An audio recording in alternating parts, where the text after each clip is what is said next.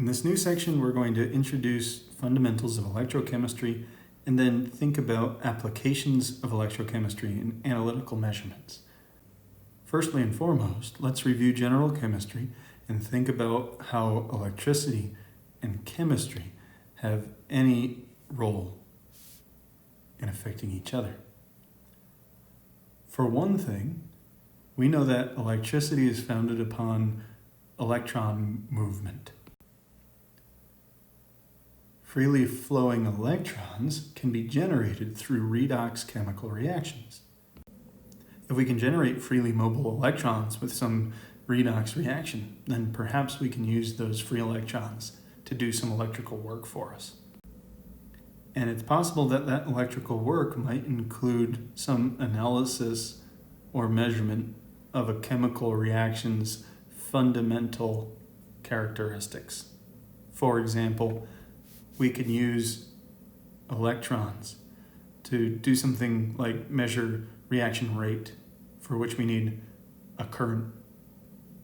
Or perhaps we can use electrons to do something about the Gibbs energy or equilibrium constant for a reaction, for which we need voltage. To begin to apply these ideas, then we need to review some of the basics of redox reactions. Firstly, let's review what a redox reaction is in the first place.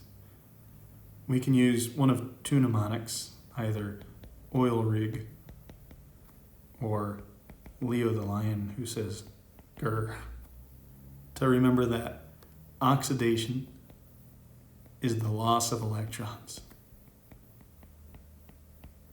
and that reduction is a gain of electrons.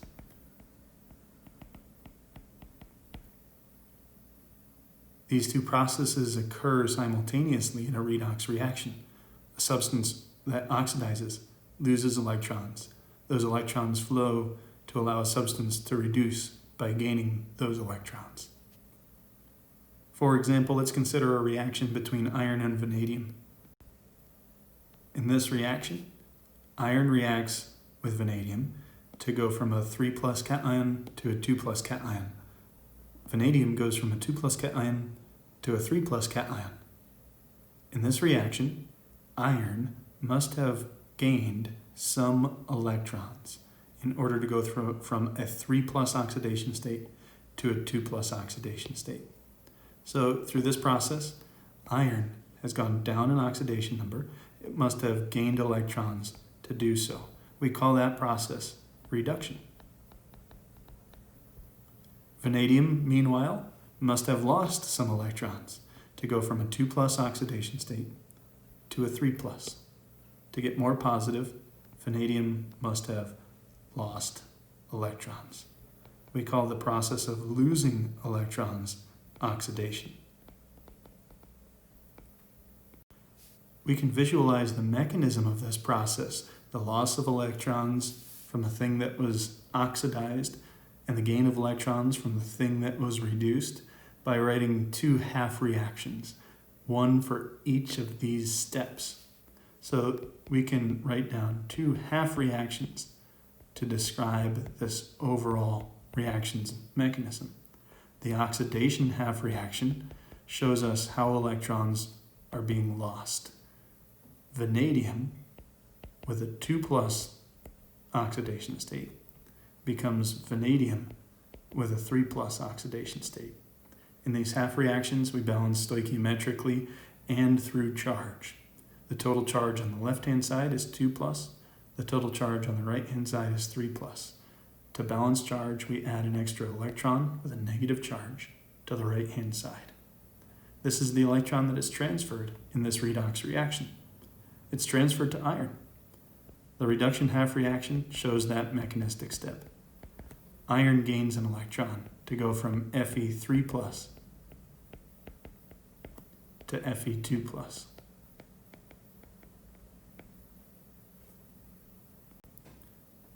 Some terminology associated with these half reactions and overall redox reaction. We say that 1 mole of electrons is transferred per mole of reaction because we produce as many electrons in our oxidation half reaction as we do in our reduction half reaction. Vanadium 2+ is oxidized. We can alternatively refer to vanadium in a 2+ oxidation state as the reducing agent for this reaction. Iron 3 is reduced. We can alternatively refer to the substance reduced as the oxidizing agent for a reaction. If you've ever had any physics class at all, you might be familiar with some of the basics of electrical measurements. There are a few things that we need to review or introduce from those basic concepts. One is that we can measure charge, Q, in units of coulombs. These units are abbreviated capital C. The elementary charge is a charge on an electron. The magnitude of this charge works out to be equal to the magnitude of the charge on the proton, and it has a value of 1.602 times 10 to the negative 19 coulombs. The charge per mole of electrons, then, is this number multiplied by Avogadro's number. This quantity works out to be 96,485 coulombs per mole of electrons. And we give this value a special name. This is called Faraday's constant, capital F.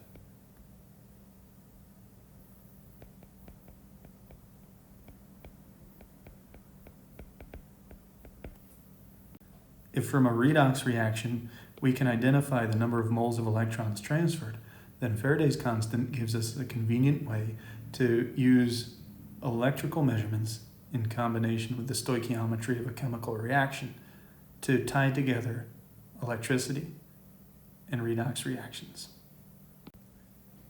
Next, electrical current, abbreviated capital I, is the flow of charge over time.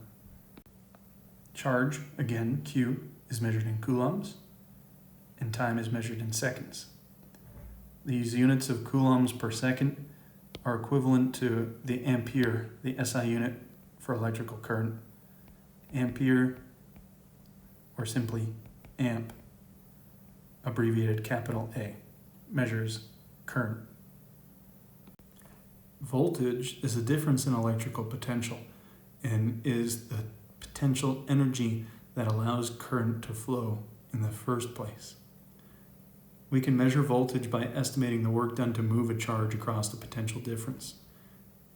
If we measure a potential difference in volts, the energy associated with moving a charge is the work done to move that charge divided by the magnitude of the charge itself. This energy in joules per coulomb is given in electrical units as volts, abbreviated capital V. Therefore, a volt is the same thing as a joule per coulomb, or rearranging, the unit volts is equal to joules per coulomb, so the unit coulombs could be described as a joule per volt. We can thus take Faraday's constant from up above, 96,485 coulombs per mole of electrons, and say that in equivalent units, Faraday's constant is equal to 96,485, not coulombs, but rather joules per volt per mole of electrons. And this is a convenient unit for us to use for Faraday's constant as chemists, because we can relate voltage and number of moles of electrons to the Gibbs energy for a chemical reaction. Remember that Gibbs energy gives us the free energy, or a measure of the spontaneity of a chemical reaction. Delta G for a reaction can be given as negative NF E cell. In this equation, N is the number of moles of electrons transferred in a redox reaction. F is Faraday's constant from up above, and E cell is our potential difference in our overall redox reaction. So, how do we determine a potential difference for an overall redox reaction?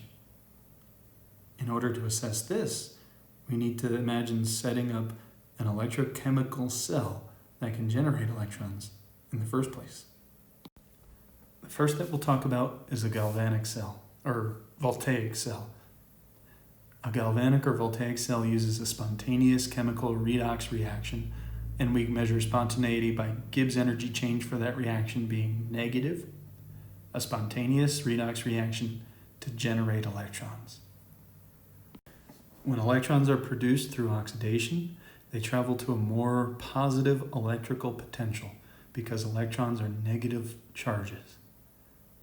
This movement to a more positive electrical potential is spontaneous for electrons if there exists a more positive electrical potential for them to move to. We can create these electrical potentials where electrons are produced and where they are consumed by including electrodes in a galvanic cell. The electrode anode is the location of the oxidation half reaction. It's where electrons are produced. The cathode is the location of the reduction half reaction. Thus, it must be the location where electrons travel to. We can remember this terminology through use of a mnemonic.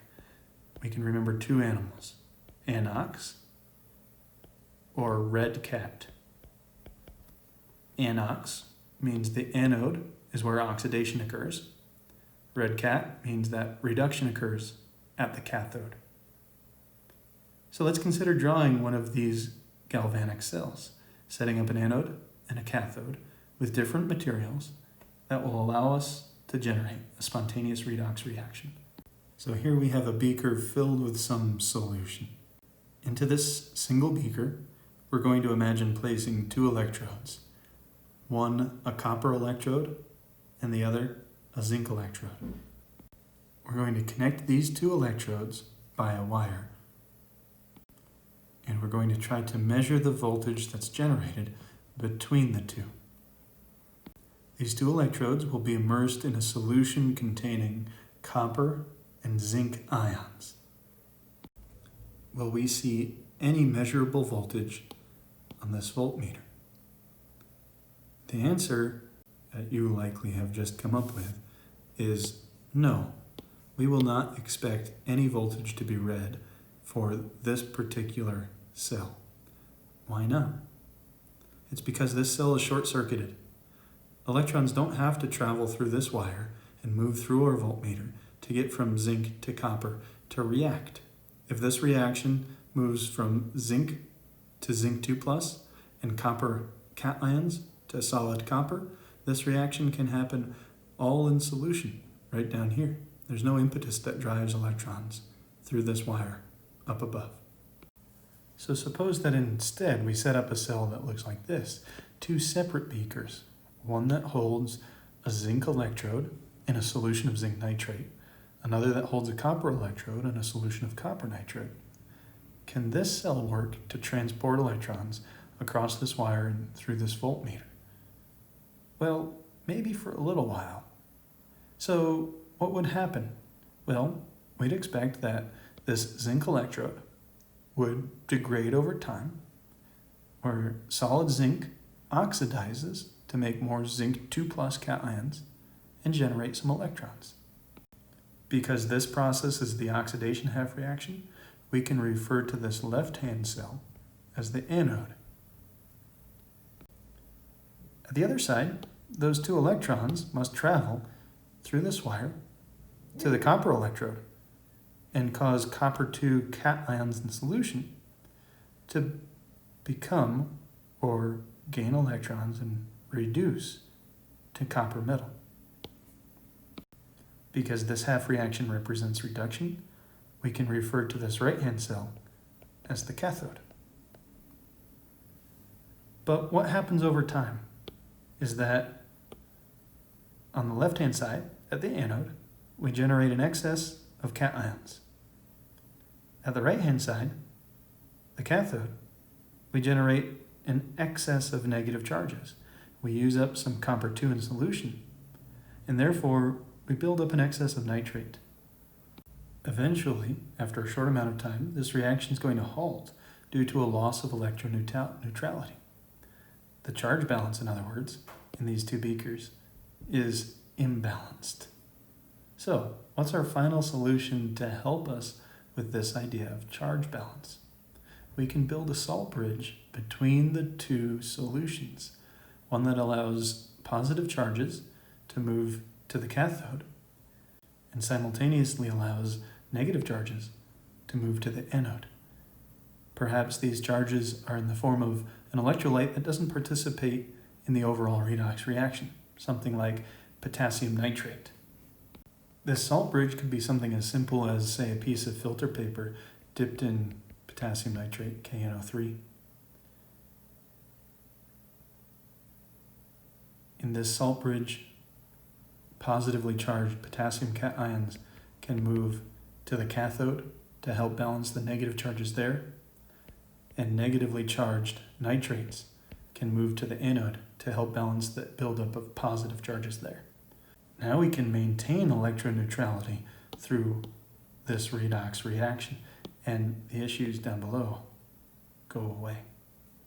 In this voltaic cell, electrons can flow freely from the anode to the cathode, and we can accomplish this flowing of electrons in perpetuity. The voltage that we measure up above will give us a measure of the electrical potential of this redox reaction. As a reference, we can use standard reduction potentials of materials like zinc 2+ and copper 2+ to help us estimate or predict what the standard cell potential will be for a redox reaction. These standard reduction potentials are, by default, like their name suggests, representative of the reduction of a material. And therefore, we use this cell potential under standard conditions represented by this knot symbol as a difference between the standard reduction potential for materials at the cathode minus the standard reduction potential for materials at the anode. The reason that we do this is that reversing the direction of a half reaction reverses the sign on the E value for that reaction. So our overall redox potential is given by the difference between our standard reduction potential for a cathode and our standard reduction potential for our anode. Another way that we can depict our anode and cathode, aside from this laborious picture up above, is to use a shorthand notation. In this shorthand notation, we use vertical lines to identify either a phase boundary or a physical barrier like a salt bridge. We'll always use the contents of the anode on the left-hand side of this depiction, the contents of the cathode on the right-hand side of this depiction. As an example, our electrochemical cell drawn above could be depicted in shorthand in this fashion. Our solid anode is zinc. The aqueous contents of our anode are zinc cations. The aqueous contents of our cathode, separated by a salt bridge from zinc, are copper cations, and our solid electrode is copper. So, once more, from that same electrochemical cell, we can write down an overall estimate of the cell potential by taking the standard reduction potential for these materials, the cathode, and subtracting the standard reduction potential for these materials, the anode. These standard reduction potentials, which can be found in Appendix H of Harris, give the standard potential measure when the activities of all species involved are 1. Any deviation from an activity of 1 means that we are no longer at a standard potential, and we're just dealing with a non-standard potential, E, without this not symbol. So it stands to reason that E all by itself is the more practical means of measuring electrical potential in a redox reaction. So how do we get from tabulated values, these standard potentials, to a non-standard potential. In order to answer this, we need the Nernst equation. To derive the Nernst equation, we'll consider three equations from general chemistry. The first is that delta G under standard conditions is equal to negative NFE cell under standard conditions. And the second is similar in form, except does not apply to standard conditions.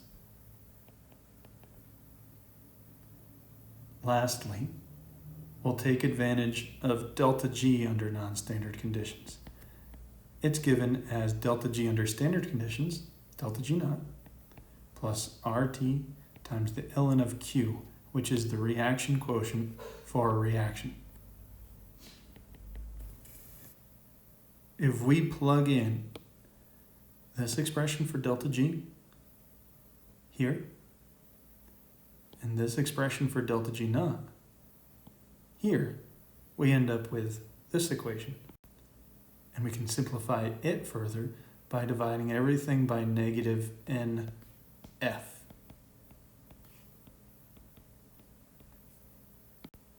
This equation is the Nernst equation. It tells us the relationship between the cell potential under non-standard conditions, the standard cell potential, R, the ideal gas constant, 8.3145 joules per mole per Kelvin, times temperature in Kelvin, divided by the number of moles of electrons transferred in our redox reaction, and Faraday's constant, all multiplied by the natural log of our reaction quotient, which is written precisely the same way that K is, either in terms of activities or concentrations. A useful approximation for this equation takes advantage of the fact that many reactions occur at 298 K. At this temperature, this whole term, RT over NF times the ln of Q, can be rearranged and transformed into a log base 10 rather than a natural logarithm. We're going to convert the ln of Q into a log base 10 by using a change of base. We'll say the log base 10 of Q divided by the log base 10 of the number E gives us the same quantity as the natural log of Q. And then R times T divided by F are all constants. The log base 10 of E is a constant. So R times T over F times the log base 10 of the number E is approximately 0.05916. Therefore, our Nernst equation becomes this form. Our standard cell potential minus 0.05916 over number of moles of electrons transferred times the log base 10 of Q. This is a convenient form of the Nernst equation for us to use at 298 K. As an example of how to employ the Nernst equation, let's solve this problem. We're going to determine the voltage that's generated in a galvanic cell where the cathode is silver in a 0.5 molar silver solution and the anode is cadmium in a 0.01 molar cadmium solution.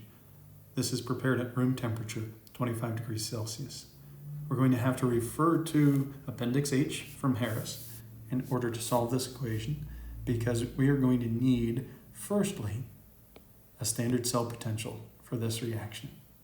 So let's write out half reactions, determine standard reduction potentials, and then obtain a standard cell potential. Our oxidation half reaction must occur at the anode. The contents of our anode are cadmium and cadmium 2+. So, at our anode, our oxidation half reaction must look like this. The standard reduction potential for the reverse of this reaction, where cadmium 2+ gains 2 electrons to become cadmium, according to Appendix H of Harris, is negative 0.402 volts. In our reduction half reaction, which must occur at the cathode, silver must gain electrons to reduce. That looks like this. If we look up the standard reduction potential for this half reaction in Appendix H, we'll find that our standard reduction potential is 0.799 volts. Our overall reaction shows us a balance in electrons transferred so that this second half reaction, the reduction half reaction, gets multiplied by 2. Our net reaction has cadmium reacting with 2 equivalents of silver cation to form cadmium 2 plus and silver metal.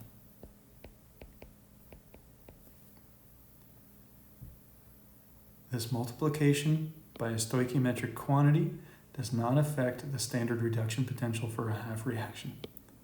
Thus, our E cell for this overall reaction is still our cathodes minus our anodes standard reduction potential, 0.799 minus negative 0.402 volts, so that our E cell is equal to 1.201.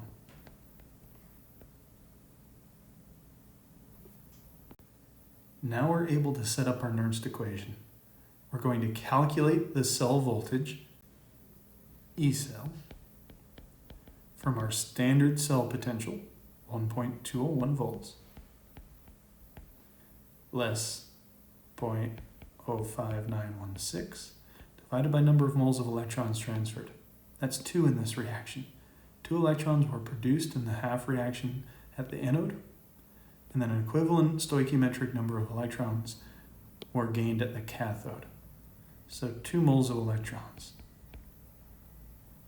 This gets multiplied by the log base 10 this time of our reaction quotient. Our reaction quotient is written in just the same way that an equilibrium constant is written. It's aqueous components, concentrations of products, divided by aqueous components, concentrations of reactants, raised respectively to their stoichiometric coefficients. Cadmium's concentration as a product raised to the first power divided by silver's concentration as a reactant squared. This whole term here, we can plug in 0.01 for cadmium concentration, 0.5 for silver concentration. And now our equation looks like this. Our non-standard cell potential from the Nernst equation for this reaction, we expect to therefore be 1.242 volts.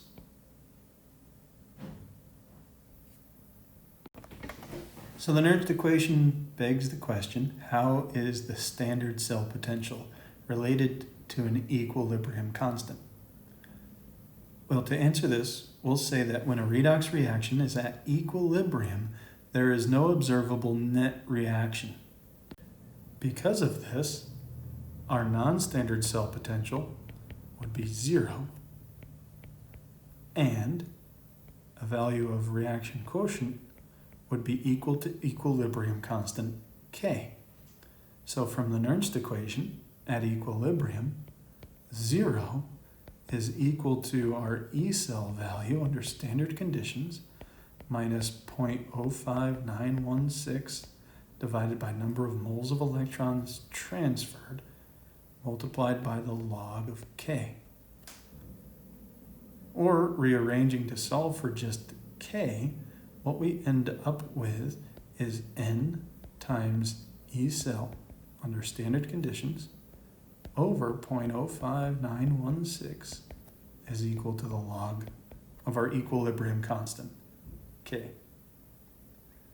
And lastly, K must be equal to 10 to the power of number of moles of electrons transferred times E cell divided by 0.05916. This is our relationship between our equilibrium constant and our standard cell potential. So let's figure out the equilibrium constant for the previous reaction we just looked at. That of the galvanic cell that's composed of silver and cadmium electrodes. In this galvanic cell, we've already determined the standard cell potential to be 1.201 volts. And we already know that the number of moles of electrons transferred in the course of this redox reaction is 2. From these data, we can calculate an equilibrium constant, 10 to the 2 times 1.201 divided by 0.05916. The result is an equilibrium constant that's on the order of 10 to the 40th power,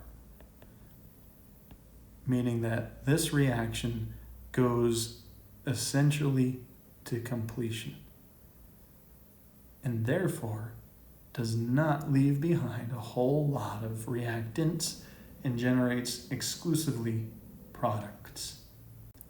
Thus, we can use electrochemical measurements to inform things like equilibrium constants and thermodynamic data such as Gibbs energies. Lastly, what I want to talk about here is some applications of electrochemical cells. How do we get standard reference potentials in the first place? A standard potential comes from referencing something that we know a whole lot about. The first application of electrochemical cells that we'll describe is the standard hydrogen electrode, or SHE for short. In this SHE electrode, we measure relative voltages. The electrode itself consists of platinum metal immersed in an acid where the activity of the hydrogen cation is 1. And in this electrode, we contain hydrogen gas, H2, at a pressure of 1 bar. Standard conditions, activity is 1, pressure is 1 bar. The shorthand for the electrode looks like this. This standard hydrogen electrode with platinum, hydrogen gas, and hydrogen cation always represents the anode when it's used as a reference cell. So this will always be the anode. What we'll do is place this anode in an environment next to a cathode. And we'll measure the electrical potential that's either generated in a spontaneous redox reaction or that is required to make a non-spontaneous reaction happen. To determine a standard cell potential for some cathode that is placed in conjunction with this standard hydrogen electrode anode, we'll measure how much voltage is either generated or required to make a reaction happen. For example, suppose we wanted to measure the cell potential for the reduction of cadmium 2+ to cadmium. In this electrochemical cell, the standard hydrogen electrode, the SHE, is our anode. It's where oxidation occurs. And cadmium, at an activity of 1 in solution, so under standard conditions, represents our cathode, where reduction occurs. By default, we're having to measure the reduction of cadmium because the standard hydrogen electrode is our anode. So all we can do with this standard electrode is measure the cell potential under standard conditions for a reduction half reaction. And because we can only measure the potential associated with our cathode, we can only report standard reduction potentials for this quantity related to cadmium 2+. In the standard electrode, we'd measure the standard reduction potential as a negative value, 0.402 volts. It's negative, or E is less than 0, because electrons would have to flow in the reverse direction from cadmium to platinum to make this reaction happen. This value, negative 0.402, is the value of the standard reduction potential for cadmium found in Appendix H And this is how all standard reduction potentials are measured and tabulated. Another reference electrode is the silver-silver chloride electrode. In this electrode, electrons can react with silver chloride, a solid, to generate silver metal and chloride ions.